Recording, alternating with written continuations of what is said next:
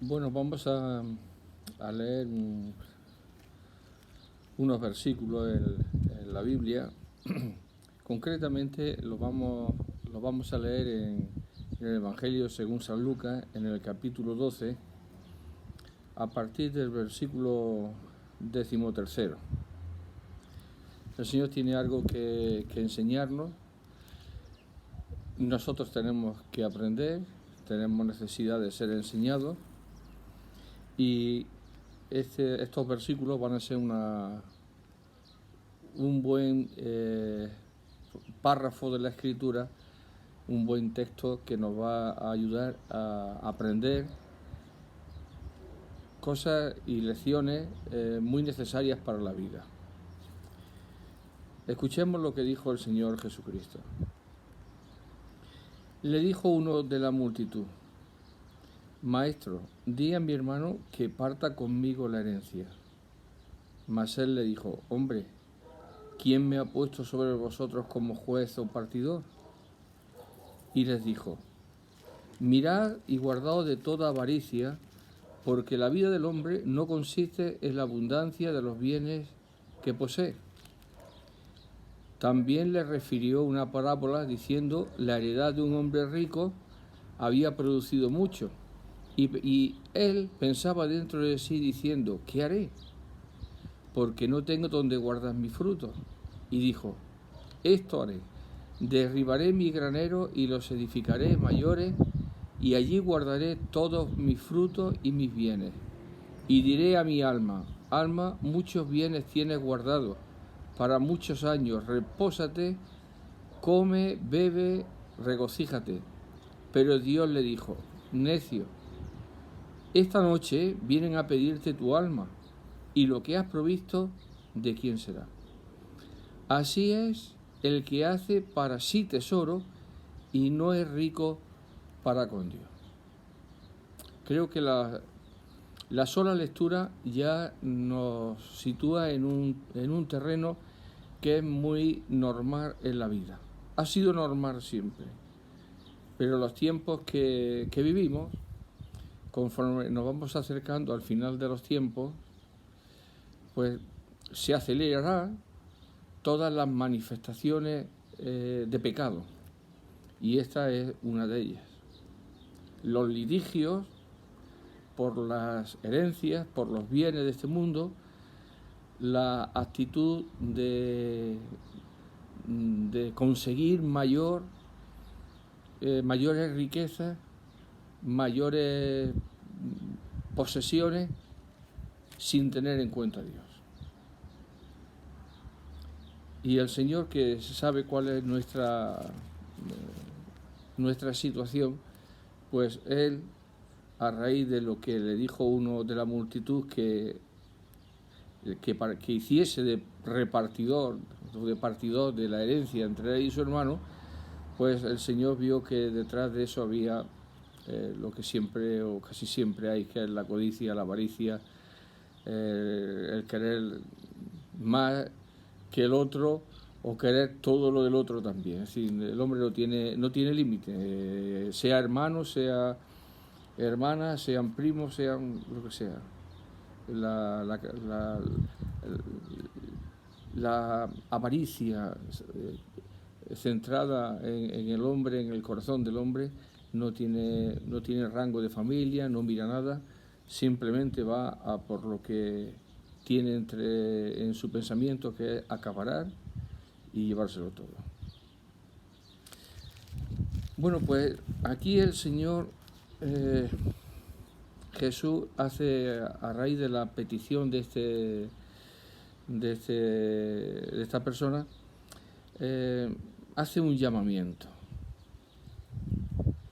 da un mensaje para que las personas reflexionen, mediten, consideren qué es la vida en general, y luego qué es la vida en particular en cuanto a lo que es la vida de una persona. El Señor sabe que nuestra propensión a adquirir, a poseer, a tener, a disfrutar, no tiene límite, no tiene frontera. El que tiene 2 quiere 4, el que tiene 4 quiere 8, el que tiene 8 quiere 16. Así es siempre. Si tienes una casa quieres 2, si tienes 2 quieres 2 más. No hay límite. Y el hombre, por naturaleza, por causa del pecado, es avaricioso. Es una persona avariciosa. Pero dentro de lo que es la realidad de la vida, es necesario que las personas escuchen al Señor. Escuchen lo que el Señor piensa sobre estas cosas, lo que el Señor dice sobre estas cosas, cuando las personas fundamentamos nuestra vida a expensas, ajenos a lo que Dios quiere para cada uno de nosotros. Hay personas que han terminado unos estudios, una carrera, tienen un puesto de trabajo,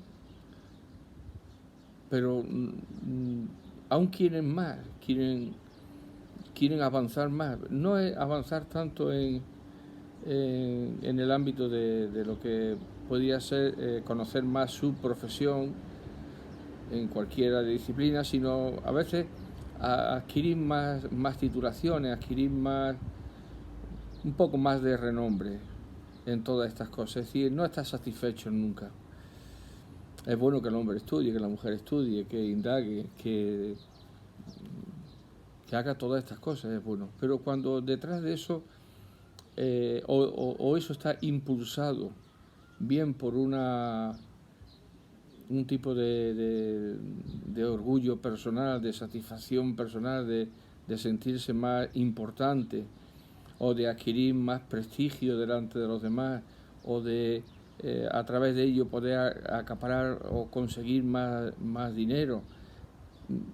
Todas esas cosas ya, el origen, el propósito ya se desvirtúa y ya no es tan bueno o tan loable como parecía al principio. Y no solamente eso, sino que detrás de eso se pierde la vida, se gasta la vida.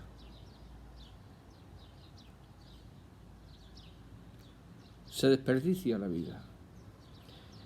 Y el Señor, que sabe cuánto es la vida y lo breve que es la vida del hombre sobre la faz de la tierra, pues quiere enseñarnos, puesto que lo necesitamos, a través de esta parábola, porque el hombre es un ser avaricioso, ya lo dice, mirad y guardaos de toda avaricia. Es múltiple, no es solamente de una cosa, sino de todas. Somos propensos a ser avariciosos con todo. Y el Señor, que conoce el corazón, pues hizo esta amonestación. Cuidado, preservaos, guardaos de toda avaricia. Por una razón, porque detrás de ella va el hombre, va la vida del hombre o la vida de la mujer. Porque la vida del hombre no consiste en la abundancia de los bienes que posee.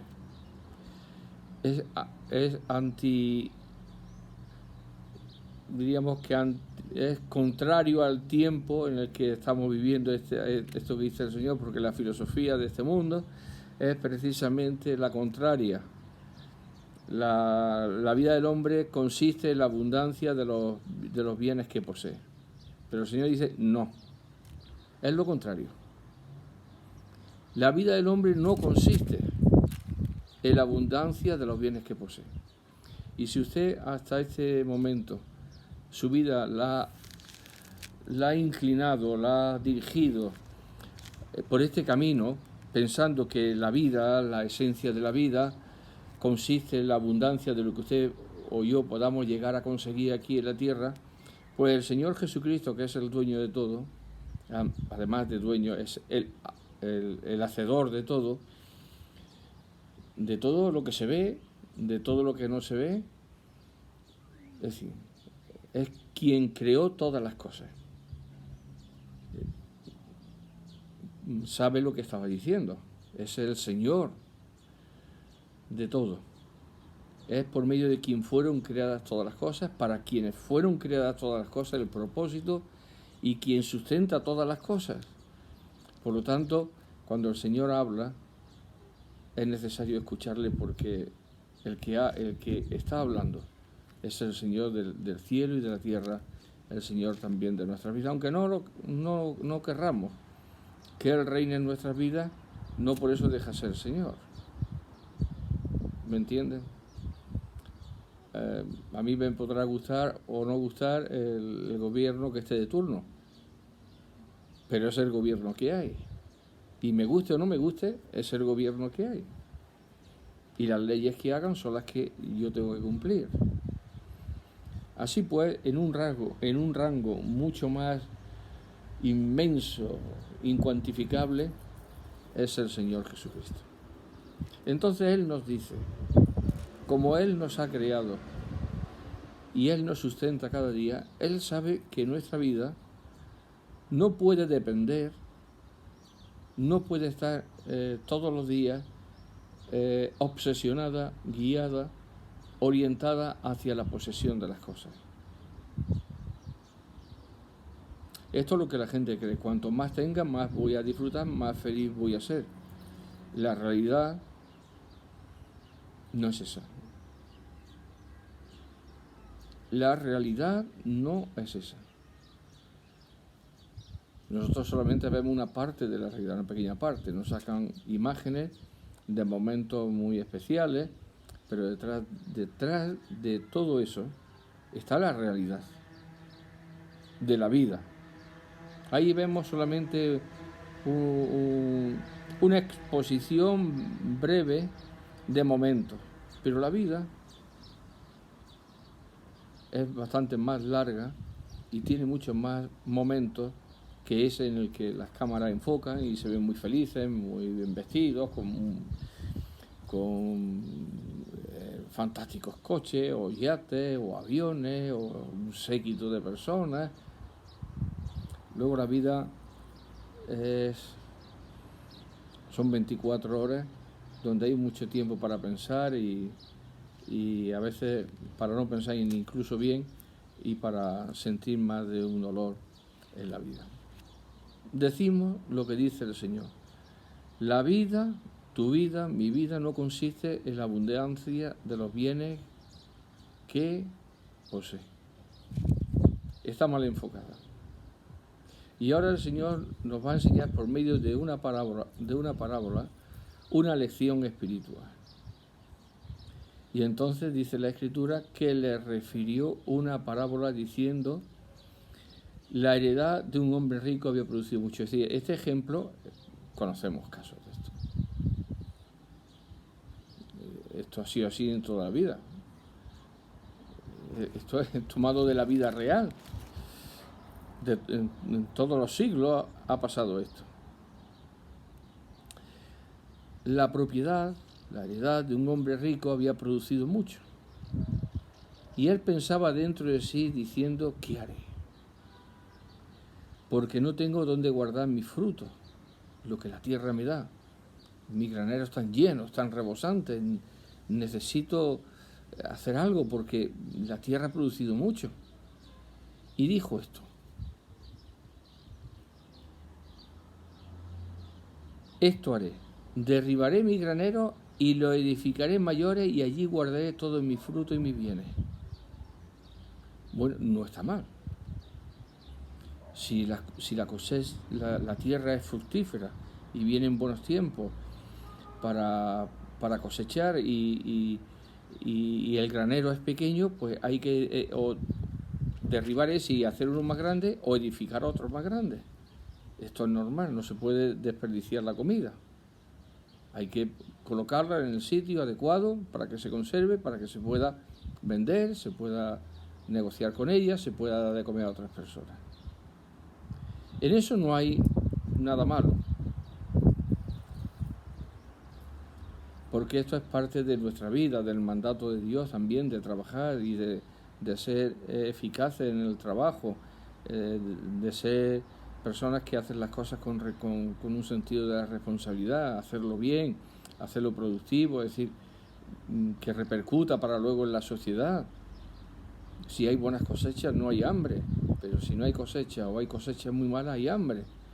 Entonces, eso está bien, que la tierra produzca, que se trabaje y que dé fruto en abundancia y que se guarde ese fruto para poderse repartir, poderse vender, poderse negociar con él. Eso no está mal. Pero no queda ahí la cosa, sino que este hombre dice, y aquí es donde este hombre incurre en el gran error. Haré grandes graneros y allí guardaré todo mi fruto y mis bienes. Y diré a mi alma, alma, a mi vida, mira lo que tienes. Tienes muchos bienes guardados, tienes mucha riqueza, tienes mucho grano, tienes abundancia. Entonces, alma, vida mía, como si lo dijera él, tienes guardados para muchos años. Es decir, ya está, tienes tu porvenir garantizado. Bueno, pues repósate, come, bebe y regocíjate. Ya está. Ya estás seguro. Este hombre contaba de que iba a disfrutar todos esos años. No sé cuántos, pero para largo, porque sus graneros eran grandísimos, estaban repletos, y él ya podía decir a su vida, mira, ya tienes muchos bienes guardados para muchos años, repósate, come, bebe y regocíjate. ¿Y dónde está Dios? No lo menciona. No menciona a Dios. No tiene en cuenta a Dios. Solo piensa en sí y en su placer, en su bienestar, en su seguridad. Yo ya tengo para muchos años, entonces no tengo por qué preocuparme. Puedo darme esa vida, como se dice, una vida fantástica, una vida padre. Ya no tengo que calentarme la cabeza, ya puedo disfrutar de la vida, porque yo lo tengo ya todo asegurado. Mi vida está segura. Y diré a mi alma, alma, muchos bienes tienes guardados para muchos años. Repósate, come, bebe, regocíjate y disfruta de la vida. ¿Dónde queda Dios? Es una bendición de Dios que la tierra produzca y que se recojan excelentes cosechas. Todo eso es buenísimo. Dios así lo ha previsto. Pero este hombre solamente estaba pensando en los bienes materiales. Solamente pensaba en sí y para sí. Y pensaba que además, por tener muchos bienes, él iba a disfrutar largo y tendido en la vida. Iba a vivir muchos años.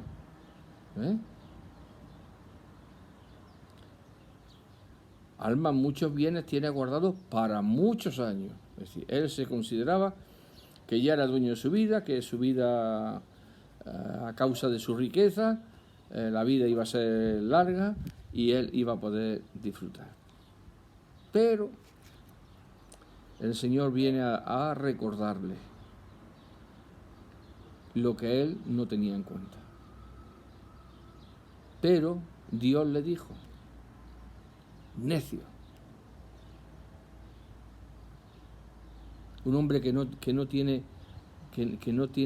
conocimiento, no tiene sensatez, un hombre falto de cordura, un hombre que no se para a pensar en la esencia de la vida, en las cosas trascendentes de la vida. Es un hombre que no tiene en cuenta a Dios en su vida. Necio. Esta noche vienen a pedirte tu alma, es decir, esta noche vas a morir. Esa alma que tú has dicho antes, alma, venga, muchos bienes tienes, venga, para muchos años, repósate, come, bebe, regocíjate. Y el Señor dice, necio, esta noche vienen a pedirte tu alma. Dios te va a llamar y vas a morir. No dentro de 20 años, esta noche. Cuando tú has pensado hacer todas las cosas sin Dios, cuando tú has pensado obrar en tu vida sin Dios, Dios va a intervenir y te va a quitar de la faz de la tierra. Esta noche vienen a pedirte tu alma. Y lo que has provisto, es decir, todos esos graneros, toda esa riqueza, ¿de quién será? Tú no te vas a llevar nada de este mundo. Esta es la gran verdad de la vida. Cuando se vive sin Dios, cuando se tiene aparte a Dios, cuando no se quiere tener en cuenta a Dios, cuando uno se cree dueño de su vida, cuando uno no ve la bondadosa mano de Dios que le da riqueza y a otro a lo mejor le da pobreza.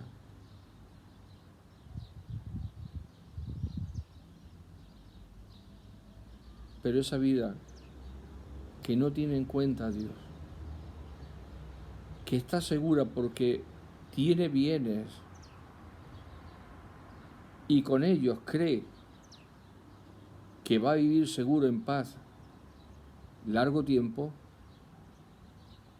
se está equivocando del todo. Porque como hemos leído y lo dijo el Señor, la vida del hombre no consiste en la abundancia de los bienes que posee. Si usted hasta aquí ha confiado en esa abundancia de bienes, en esa prosperidad, viene ganado legítimamente, porque ha emprendido un negocio, le ha ido muy bien, porque circunstancias de la vida, y usted ha adquirido bienes legítimamente.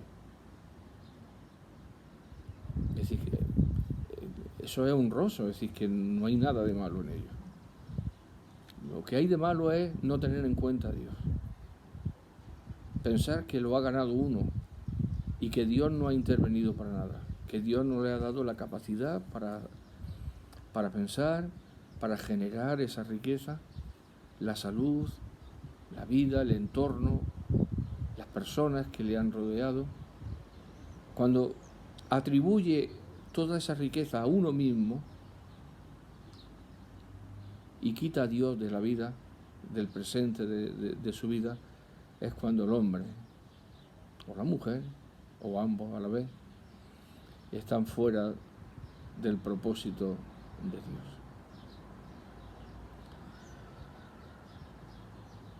No somos dueños de nuestra vida. En un instante dejamos de ser. Entonces no podemos decir, bueno, yo tengo riqueza muchos años. Y a lo mejor una hora después ya he fallecido. O 5 segundos después.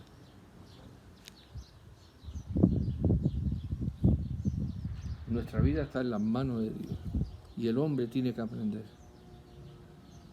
a no confiar en sí, sino a depender de Dios. Dice el Salmo, creo que el Salmo 32, mis tiempos están en tu mano. Este hombre no pensaba así. Él pensaba que los tiempos, los años eran suyos también. La riqueza es suya, los graneros suyos, la producción suya y el tiempo de la vida también suyo. Él iba a disponer de muchos años para disfrutar. Así lo dice. Y así es en la realidad. Pero Dios dice otra cosa. Necio, esta noche vienen a pedirte tu alma. Y lo que has provisto, ¿de quién será? Todo eso por lo que has luchado, te has afanado toda la vida, has invertido tu vida, no has tenido tiempo para con Dios. Venga a estudiar y venga a estudiar. Cuando podía haber, con los estudios que tenía, haber vivido plácidamente y haber dedicado tu vida a Dios, a pensar en las cosas de Dios, en tu salvación, en el perdón de tus pecados, en reconciliarte con Dios, en vivir para Dios. en ser hecho hijo de Dios. En vez de pensar en estas cosas, tu vida se ha orientado solamente hacia los bienes terrenales, los cuales quedarán aquí, ningún bien te llevará. Y has perdido tu vida. Hace poco hablaba con una persona, una amistad, y me decía que quería seguir emprendiendo más actividad de estudio cuando ya tiene su carrera terminada, tiene su puesto de trabajo, y siempre pensaba en esto: vas a perder la vida. Está bien que estudies, pero si el estudio es la directriz de tu vida, y el hacer cursos es la directriz de tu vida, es la orientación de tu vida, aunque no llegas a tener las riquezas que este hombre tenía, también está tu corazón ahí.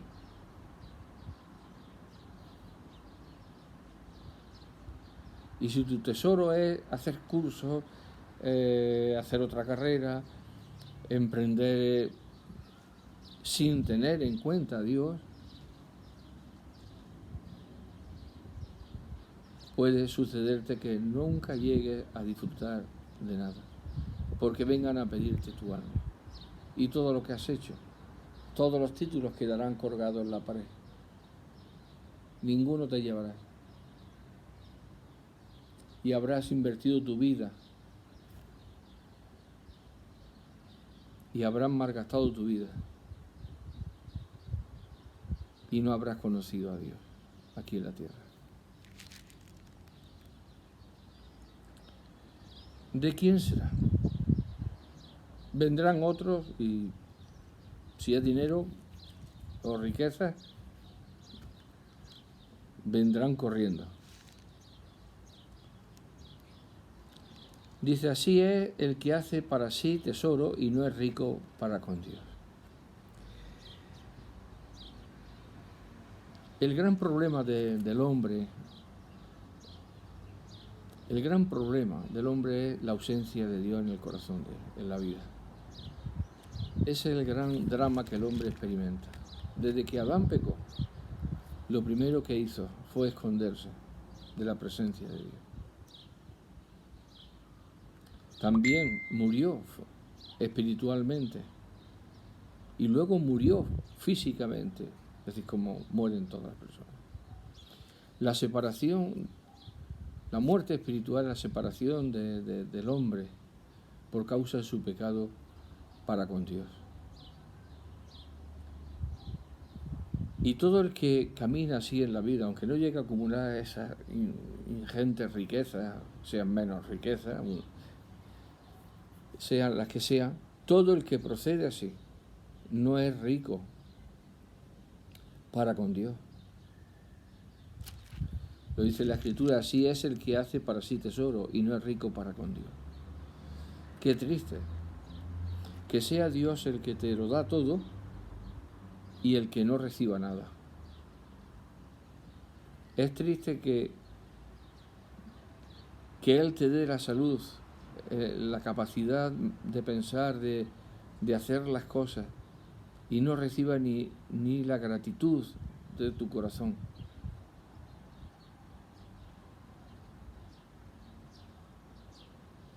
Qué egoísmo, ¿verdad? El hombre es un ser egoísta por naturaleza. El hombre piensa para sí. Y hay personas a las que le hacen muchos favores y luego te pagan con una afrenta en la vida. Es decir, el hombre, aunque reciba mucho, siempre es una persona dada a dar poco. Pero el Señor nos presenta la necedad de un hombre en contraposición a la grandeza de un hombre que es rico para con Dios. Aquel que piensa en Dios, que hace las cosas con Dios, que atribuye toda la gracia a Dios, todo el poder a Dios, aquel que sabe que por sí solo no podría hacer absolutamente nada y lo atribuye todo a Dios y vive con Dios. Es el hombre rico, mientras que el que vive para sí, aunque haga riqueza, es pobre.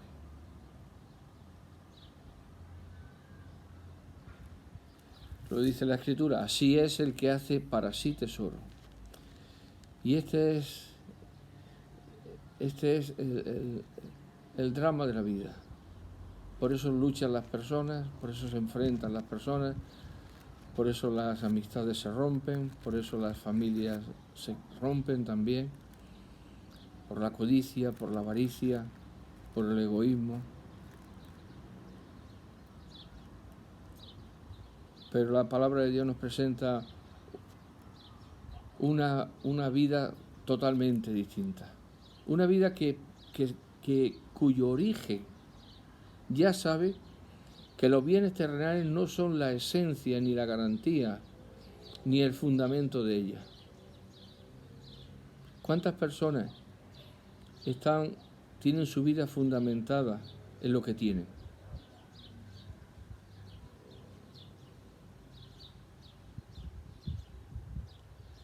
Pues la inmensa mayoría, aunque no sean grandes cosas. Pero el hombre por naturaleza y por el pecado se siente seguro cuando tiene, cuando posee, cuando ha adquirido. Eso lo hemos experimentado todos. No es algo excepcional de unas personas. Pero si la vida del hombre no consiste en la abundancia de los bienes materiales, del dinero, de las propiedades, ¿en qué consiste? Porque en algo tiene que consistir la vida del hombre.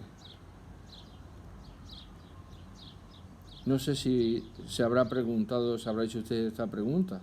¿En qué consiste la vida?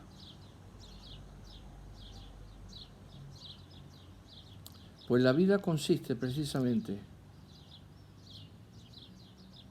en tener presente a quien es el autor de la vida. El autor de la vida es Cristo Jesús. Y Él vino para dar testimonio precisamente de que el hombre está muerto en sus delitos y pecados.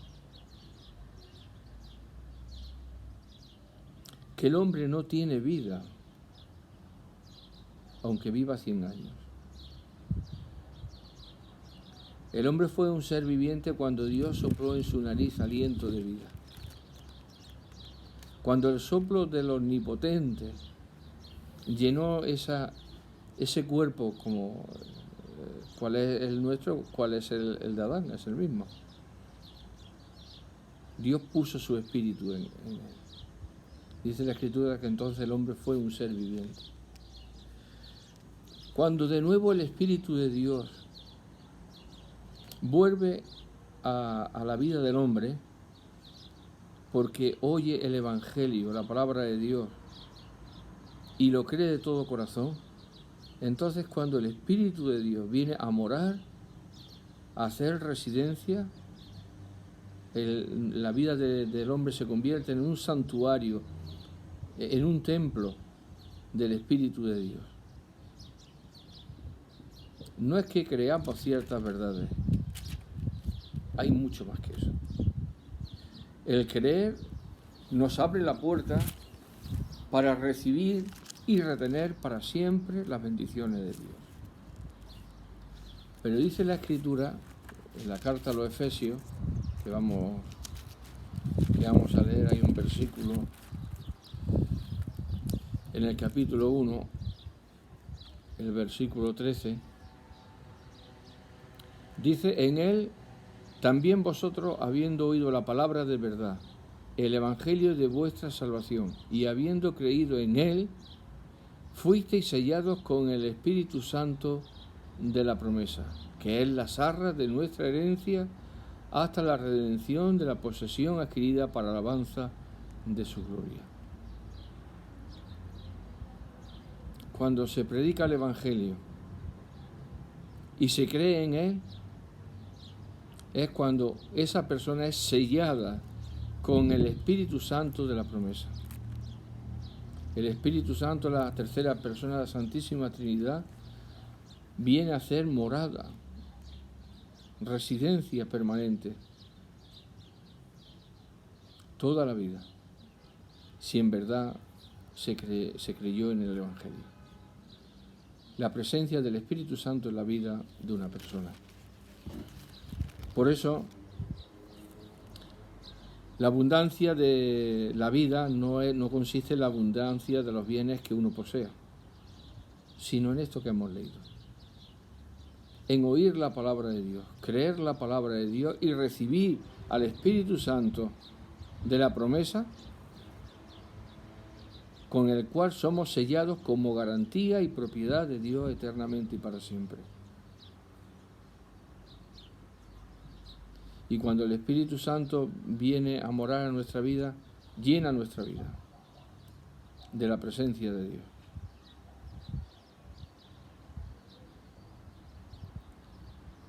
Y hace muchas cosas.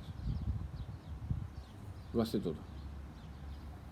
Nos da el poder, la iluminación para comprender la palabra de Dios, porque las cosas de Dios no se pueden entender si no es por medio del Espíritu Santo. Alumbra nuestro corazón, alumbra nuestra vida. El Espíritu da testimonio a nuestro espíritu de que somos hijos de Dios. Un testimonio. Además, el Espíritu de Dios se opone a las obras de la carne, que por naturaleza somos y estamos inclinados a hacer. Pues la avaricia, el egoísmo, la lascivia, la borrachera, la lujuria, la mentira, bueno, todo ese sinfín de obras de la carne, adulterio, fornicación, que están de moda, tristemente. Entonces el Espíritu de Dios, para que los hijos de Dios no caigamos en ese pozo, el Espíritu de Dios lucha dentro de nuestro ser contra nuestro espíritu, dando testimonio de que somos hijos de Dios. Y no es una voz que dice que somos hijos de Dios simplemente, sino que es la manifestación fehaciente y poderosa. Porque como dice el apóstol Pablo, no nos ha dado Dios espíritu de cobardía, sino de amor, de dominio propio. Es el Espíritu de Dios el que produce en nuestros corazones y revela la gloria de Dios en nuestros corazones y en nuestra vida. Habiendo creído en Él. Muchas personas también a veces se equivocan, se cree que es solamente creer. No, es creer con el corazón. Creer con el corazón. Es decir, es quebrantarse uno cuando oye el Evangelio, lo que estamos leyendo, al Hijo de Dios, a Jesús, a hablar de estas cosas. Y uno ve su miseria, ve su maldad, ve su pecado.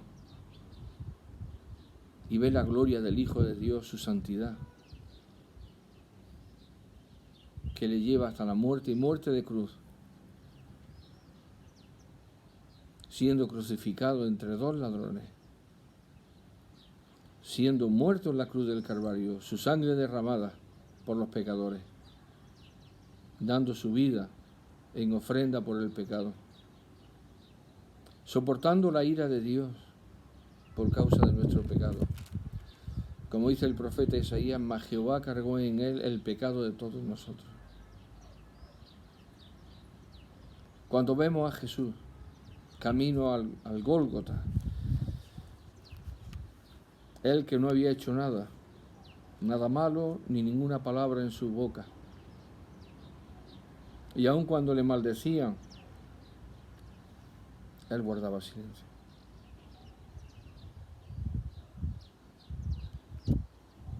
Cuando creemos en Jesús, el Hijo de Dios,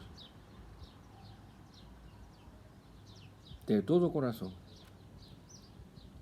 se opera en nuestra vida una transformación por el Espíritu Santo de Dios. Quebrantamiento, arrepentimiento de pecado, confesión de pecado, confesión de que Jesús es el Hijo de Dios que me amó y se entregó a sí mismo por mí, como dice el apóstol Pablo.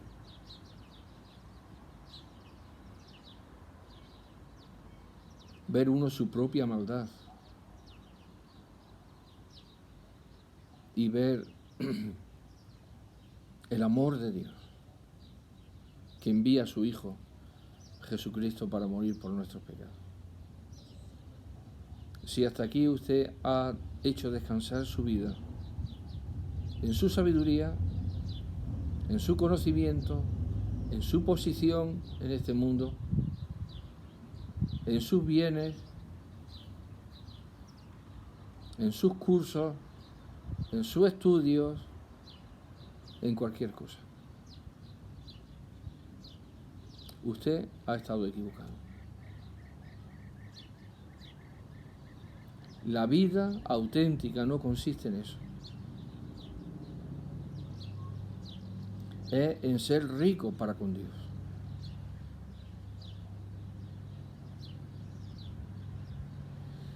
¿Sabe usted lo que dice la Biblia acerca de Jesucristo? En la segunda carta a los Corintios. Vamos a leerlo. Mire usted. O miren también, hermanos, si son hermanos en la fe, los que pueden oír este vídeo.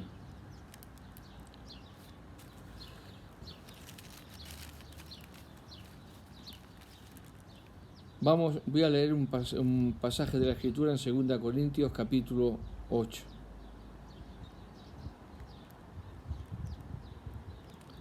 Dice el versículo 9.